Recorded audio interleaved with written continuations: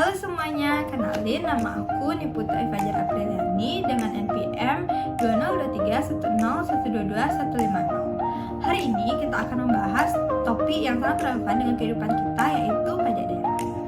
Mari kita kupas tuntas bagaimana pajak daerah bekerja dari sudut pandang hukum dan ekonomi. Jadi, apa sebenarnya pajak daerah itu? Pajak daerah adalah kontribusi wajib kepada pemerintah daerah yang bersifat memaksa berdasarkan undang-undang, tanpa mendapat imbalan secara langsung. Pajak ini adalah untuk membiayai pembangunan dan pelayanan publik di daerah kita. Di Indonesia, dasar hukumnya adalah Undang-Undang Nomor 1 Tahun 2022 tentang hubungan keuangan antara pemerintah pusat dan pemerintah daerah. Tentu saja, sistem pajak daerah menghadapi berbagai tantangan. Ada isu kepatuhan wajib pajak yang masih rendah, sistem administrasi yang perlu digitalisasi, dan koordinasi antara pusat dan daerah yang harus terus diperbaiki. Berikut adalah wawancara langsung saya bersama pelaku usaha yang terlibat langsung terhadap pembayaran pajak daerah. Oke Kak, aku mau tanya, sebagai bisnis SMB yang beroperasi multilokasi, pajak daerah apa aja yang harus dibayar dari dulu kita? Lubuk Percikan ini kan lubuk Percikan Abian Basi itu masuk ke Kabupaten Badung. Jadi untuk pajak daerah kita kena pajak daerah Kabupaten Badung itu 10% dari atas.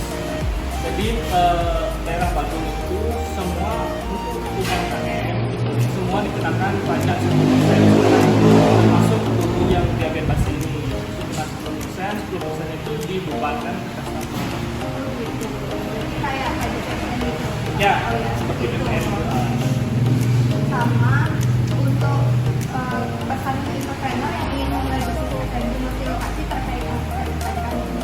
Nah, pesan saya untuk yang akan memulai bisnis SMB itu, yang pertama itu taati pajak daerah, karena kalau kita tidak menaati pajak daerah, nanti itu bisa dikenakan sanksi.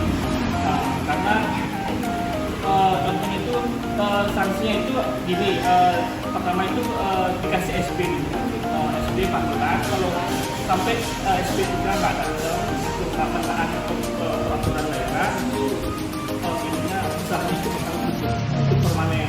Jadi dari pemerintah, jadi saran saya untuk yang akan mulai bisnis SMB itu saya tahu dulu tentang pajak, habis itu baru bisa gini kasih harga berapa, jadi biar nggak tekor nanti pajak.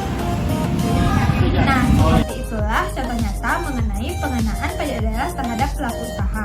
Namun yang pasti, pajak daerah adalah instrumen penting untuk otonomi daerah dan pembangunan yang merata. Sebagai warga negara yang baik, membayar pajak adalah investasi kita untuk masa depan daerah yang lebih baik. Sekian podcast kita hari ini tentang hukum ekonomi pajak daerah. Jangan lupa membayar pajak tepat waktu ya. Sampai jumpa.